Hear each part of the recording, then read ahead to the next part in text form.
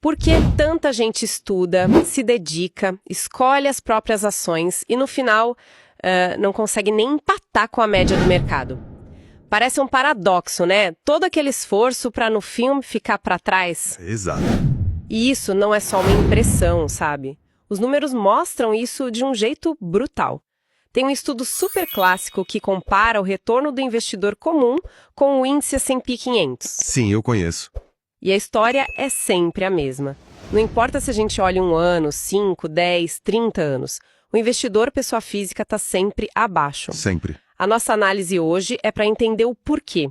Vamos investigar essas armadilhas, os erros mais comuns, para, a partir daí, construir um jeito mais sólido, mais inteligente de pensar em investimento. É exatamente esse o ponto. E, para começar, a gente pode colocar na mesa os 3 maiores erros que quase todo investidor comete. Certo. O primeiro, e talvez o mais sutil, é o excesso de confiança. É aquela vozinha que fala, as estatísticas são para os outros, mas eu sou diferente, comigo vai dar certo. O famoso comigo vai ser diferente. A gente vê isso em tudo na vida, né? Mas no mercado financeiro essa ilusão deve custar bem caro. Custa caríssimo, porque essa pessoa ignora um método, um processo, e confia só na intuição.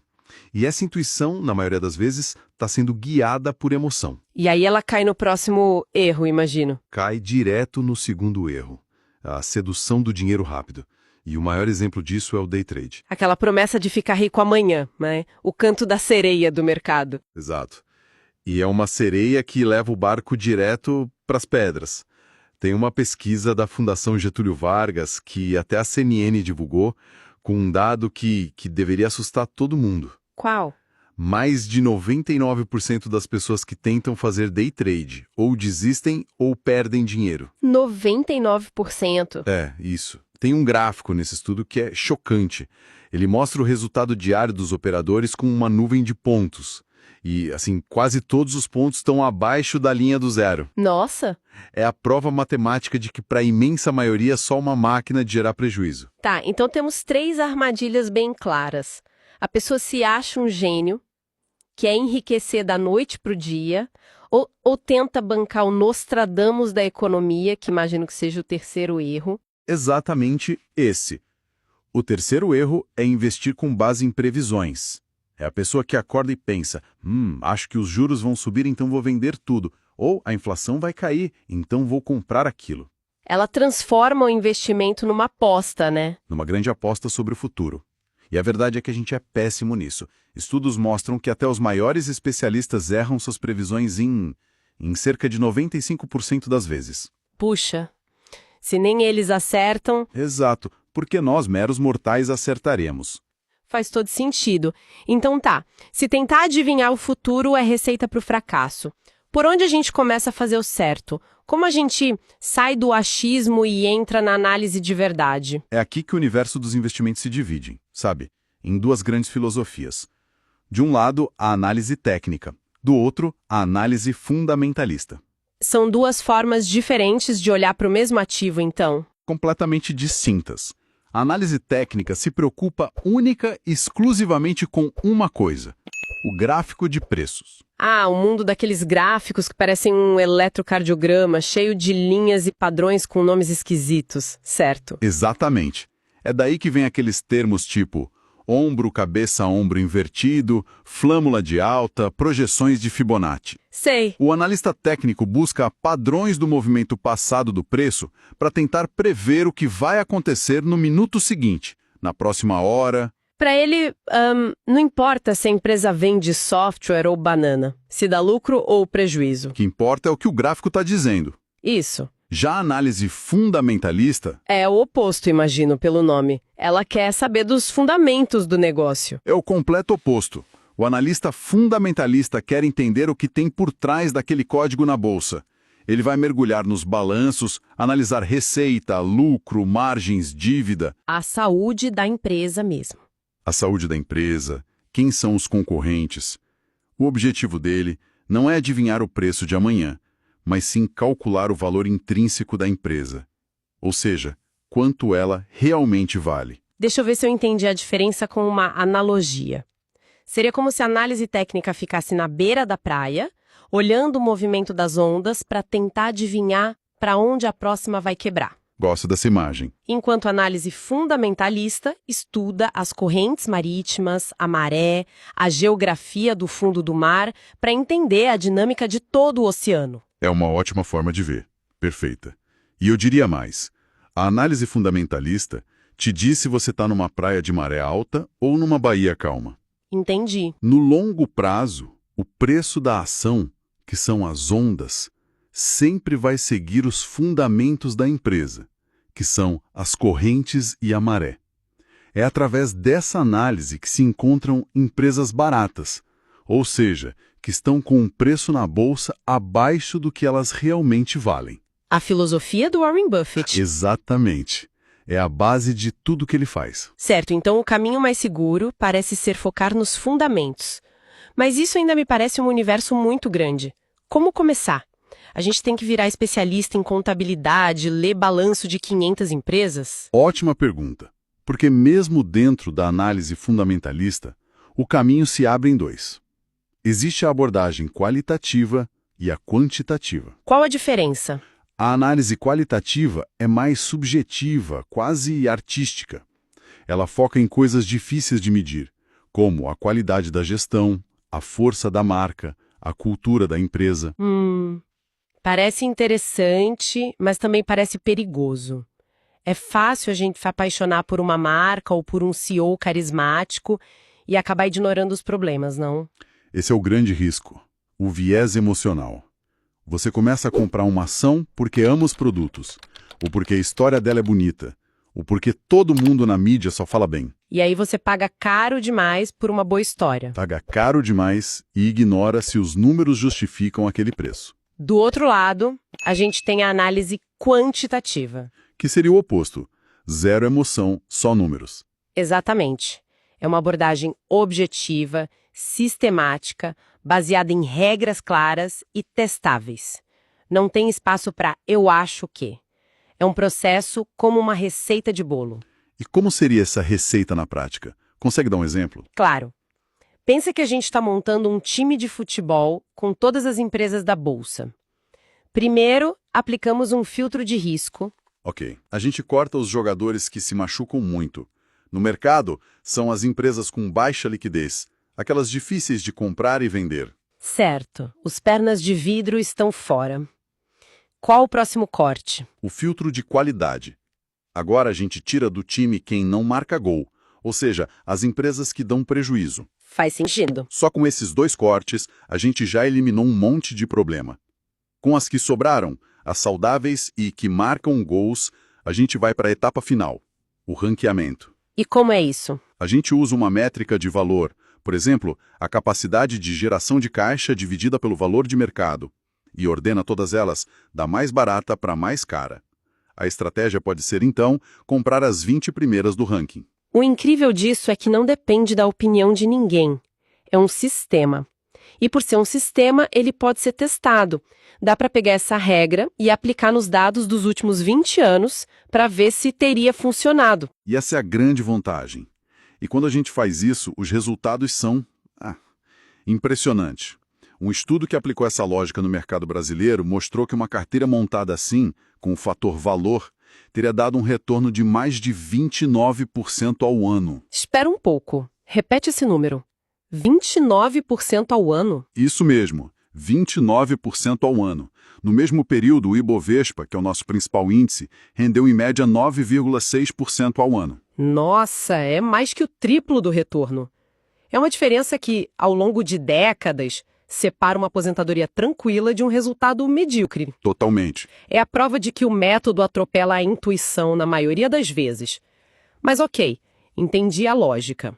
Mas isso não elimina a genialidade humana? Onde fica o instinto de um grande investidor, que enxerga algo que os números ainda não mostram? A gente não corre o risco de criar uma estratégia robótica demais? É uma preocupação válida. Mas a proposta não é dizer que a intuição genial não existe. Ela existe, mas é extremamente rara. Entendi. Para a grande maioria de nós, tentar-se esse gênio é o caminho mais curto de volta para o erro do excesso de confiança. O sistema quantitativo é uma abordagem de humildade. Ele parte do princípio de que não somos gênios e que a melhor chance é seguir um processo disciplinado que já se provou eficaz. E ele nos protege de nós mesmos. Exato. Nos protege de nós mesmos. Gostei disso. Bom, a gente falou muito de como escolher ações, mas uma carteira é mais do que isso. Como essa mentalidade sistemática, anti-emoção, se aplica ao quadro geral, à gestão da carteira como um todo? O fascinante é que a mesma lógica se aplica, e com um impacto ainda maior. Tem um dado de um estudo famoso que diz que mais de 91% do retorno de um investidor no longo prazo vem da alocação de ativos. Peraí, deixa eu ver se eu entendi. Você está dizendo que mais de 90% do meu resultado vem da decisão de quanto ter ações, quanto em renda fixa, quanto no exterior. Exatamente. E que aquela minha busca obsessiva pela ação do momento ou pelo fundo campeão mal faz cócegas no resultado final. Vira o jogo de cabeça para baixo, né? Completamente. Menos de 9% do retorno vem do market timing, que é tentar acertar a hora de entrar e sair, ou do stock picking, a escolha do ativo específico. A decisão mais importante, de longe, é a sua estratégia de alocação. E como isso funciona na prática, de forma sistemática? Vamos a um exemplo simples. Digamos que no seu plano, a meta é ter 20% da carteira em renda fixa. Ok. O tempo passa, o mercado de ações sobe muito, e quando você olha, a renda fixa agora representa só 15% do total. A reação instintiva seria começar a se perguntar, mas agora é um bom momento para comprar renda fixa? A Selic vai subir e as eleições? Exatamente. É a tentativa de prever o futuro de novo. A abordagem sistemática ignora tudo isso. A regra é simples. Se a meta é 20% e agora tem 15%, o que você faz? Compra mais para voltar para os 20. Compra mais para voltar aos 20. Ponto. A decisão é baseada no seu plano, não na sua opinião. Esse processo, que a gente chama de rebalanceamento, força o investidor a fazer algo que é muito difícil emocionalmente: vender um pouco do que subiu muito e comprar o que caiu ou subiu menos. É comprar na baixa e vender na alta de forma automática. E sem estresse. Nossa, olhando a jornada toda, a gente partiu daquela frustração inicial de perder para o mercado. Passamos pelas armadilhas da confiança e da futurologia. Isso. Diferenciamos as filosofias e vimos que uma abordagem com regras claras, quantitativa, tende a superar a análise subjetiva. E no final, a grande chave parece ser aplicar essa mesma lógica para a carteira inteira. Se a gente conectar tudo, a mensagem que fica é que o sucesso nos investimentos não parece vir de lampejos de genialidade, sabe? Ele vem da construção de um processo robusto, baseado em dados, e que remove o nosso maior inimigo da equação, a emoção. Faz todo sentido. Os dados históricos mostram o poder disso. Por exemplo, uma carteira gerida com essa filosofia, ao longo de pouco mais de 20 anos, transformou um valor inicial de R$100 em cerca de R$70 mil. Puxa vida. É um rendimento de aproximadamente 18% ao ano, de forma consistente. O resultado fala por si só. E com isso, fica uma provocação para a nossa reflexão. As decisões de investimento que estão sendo tomadas hoje são baseadas em quê? Numa narrativa convincente? Na popularidade de um ativo, numa previsão otimista, ou são baseadas num sistema rigoroso, testável e pensado para o longo prazo? Qual desses dois caminhos tem mais chance de resistir não só ao tempo, mas principalmente de resistir a nós mesmos? O que é mais eficaz para escolher ações? A disciplina fria dos números ou a análise mais profunda de um negócio? Exato. A questão é essa, né? Devemos confiar apenas em um sistema quantitativo, uma fórmula, por assim dizer, ou a avaliação de fatores como gestão e marca? A parte qualitativa é essencial e não pode ser ignorada. Eu defendo que, para a grande maioria das pessoas, uma abordagem sistemática, baseada puramente em dados, é o caminho mais seguro e, no fim, mais rentável. E eu vou argumentar que investir olhando apenas para números é como, dirigir olhando só para o retrovisor. Você simplesmente ignora tudo que está por vir. Certo. Então vamos começar com um fato duro. A maioria esmagadora dos investidores perde para o mercado. E o motivo? Emoção. A análise qualitativa, ela abre a porta para o viés, para a gente se apaixonar por empresas maravilhosas e pagar caro demais por isso. A solução é um sistema que remove o eu acho. Um estudo feito no mercado brasileiro é muito claro. Uma carteira quantitativa, focada no fator valor, rendeu mais de 29% ao ano, contra uns 9,6% do Ibovespa no mesmo período. São dados, sabe? Não é opinião. Esse número de 29% é impressionante, eu tenho que admitir. Mas um sistema que se baseia só em dados passados corre um risco enorme, o de cair no que a gente chama de armadilhas de valor. São aquelas empresas que, parecem baratas no papel, mas estão baratas por um bom motivo, como um modelo de negócio que está morrendo e que os números ainda não capturaram. Uma empresa é mais que uma planilha. O próprio Warren Buffett deixou de comprar apenas negócios estatisticamente baratos para focar em empresas maravilhosas a um preço justo. Ele percebeu que a qualidade, ela importa e muito. Mas aí que está. Nós não somos o Buffett. A análise qualitativa para o investidor comum é um convite ao erro. Os dados mostram que mais de 99% das pessoas que tentam operar na bolsa com base em intuição perdem dinheiro. Um sistema te força a ter disciplina. O simples ato de rebalancear a carteira, que é uma regra do sistema, responde por mais de 90% do sucesso, porque te obriga a comprar na baixa e vender na alta. Isso te protege de você mesma. E se o sistema te proteger tanto que te impede de ver o futuro? A sua abordagem quantitativa é reativa, ela só funciona com base no que já aconteceu. A análise qualitativa é o que nos permite olhar para frente, sabe? Entender se uma empresa tem cultura, tem inovação, tem liderança para sobreviver e prosperar na próxima década. E isso não é achismo, é uma análise de negócios. Um filtro numérico pode te dizer que uma empresa está barata hoje, mas só o entendimento do negócio pode dizer se ela vai sequer existir amanhã. Eu entendo o apelo dessa visão de futuro, de verdade. Mas como você testa isso? Como se protege da pura especulação? A grande vantagem de um método quantitativo é que ele é verificável. Nós podemos fazer um backtest de 20 anos e provar que a estratégia funciona. Não dá para fazer um backtest da sua intuição sobre a qualidade de um CEO. Um portfólio real, baseado em sistema, transformou R$100 mil em 1.700.000. No mesmo período, o Ibovespa transformou os mesmos 100 mil em 680 mil. A consistência de um método testado supera a genialidade esporádica. Concordo, claro. Consistência é fundamental. Mas desempenho passado não é garantia de retorno futuro. E o mercado muda. Uma mudança tecnológica drástica, uma disrupção. Isso pode tornar uma estratégia inteira que funcionou por 20 anos obsoleta da noite para o dia. Um filtro numérico cego a isso vai continuar comprando empresas que estão a caminho da irrelevância.